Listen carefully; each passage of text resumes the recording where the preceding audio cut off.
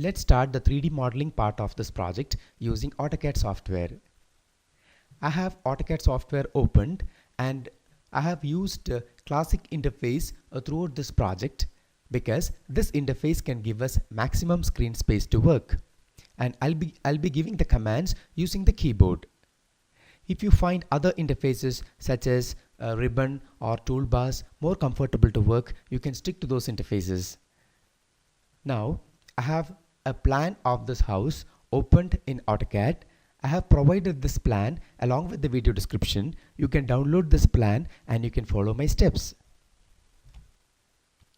You can see that I have used number of layers in this drawing, such as roof, walls, furnitures, etc. And each of these objects in the 2D drawing should not be used directly to make 3D objects, but these objects are going to be used as reference objects. So you should not select these objects by mistake when you make 3D objects. I'll go to Layer Properties Manager dialog box and I'll select all the layers and I'll lock these layers and I'll create a new layer and I'll call it as 3D wall because all my 3D walls are going to be kept in this layer.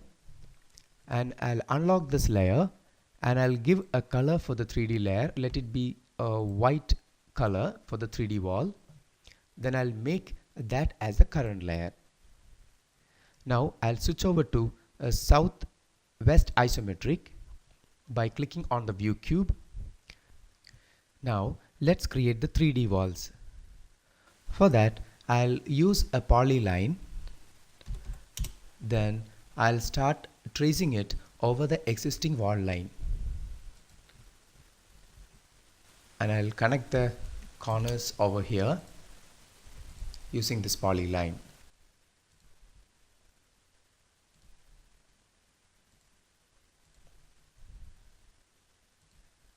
And I'll give close.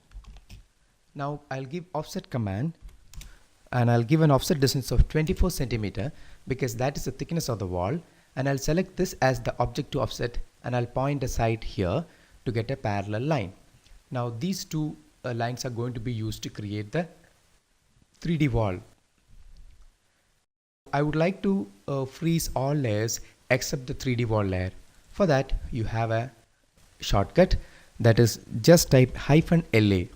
When you type -LA, you will get all the command line options of the layer command in the command prompt area, and you can just freeze by typing F.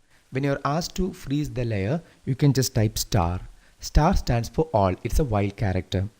When you give star, you are asking the software to freeze all layers, but you know that it's not possible to freeze the current layer, so that will remain there. Now this is how you isolate a layer. Now what I'll do is I'll give a command called press pull on this boundary. That is, press pull command will let me generate a surface from a boundary. So I'll just click inside this boundary. So it'll ask me to give a height. I'll give a height of 300 centimeter because that is the height of the wall. So you have created a wall thickness. You can just give a shade to see the change.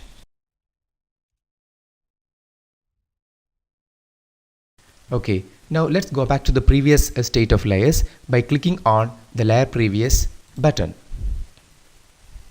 Now you can switch over to wireframe view by going to view, visual styles, and you can go to 2D wireframe. Next we will create the doors and windows. But before we make these objects, we have to indicate the lintel level.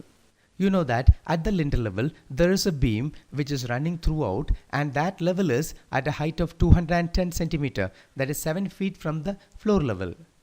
So we will start with a polyline and I'll trace this line, that is a wall line. So I'll draw a line throughout.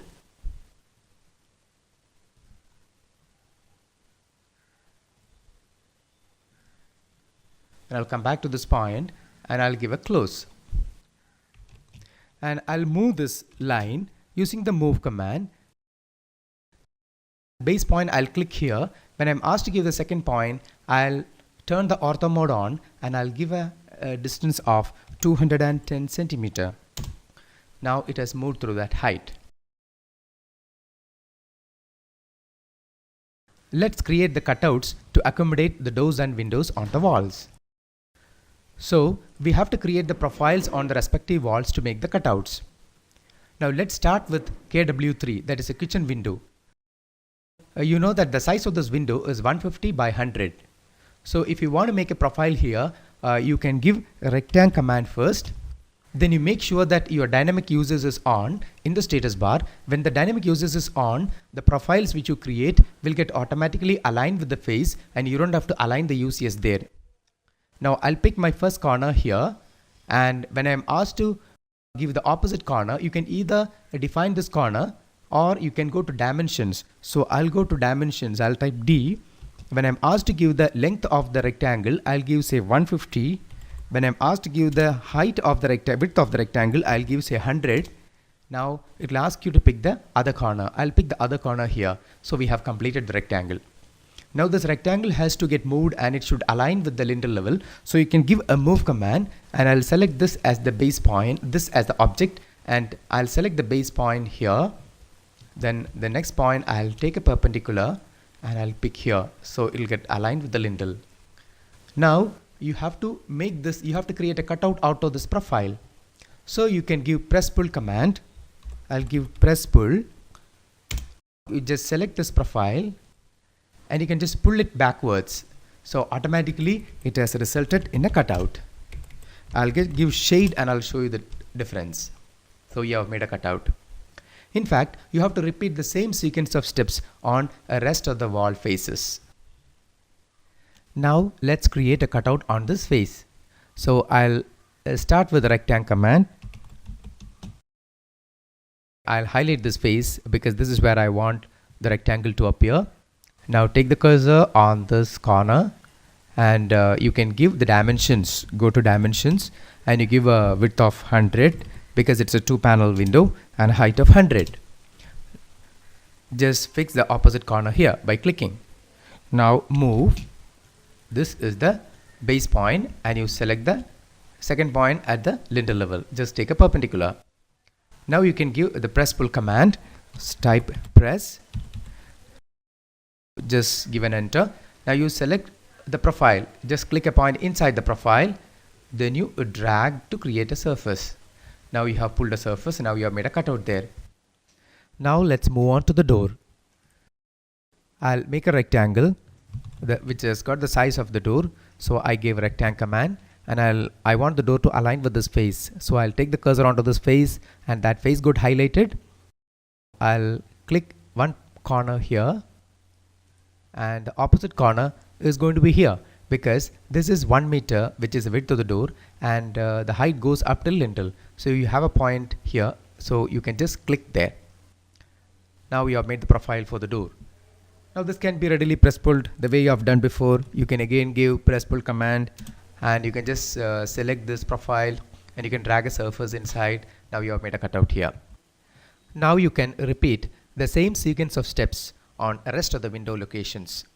That means you have to create profiles for the windows, then you have to move those profiles to the lintel level, then you have to apply press pull command. Here this is a FW4, that is a French window having 4 panels.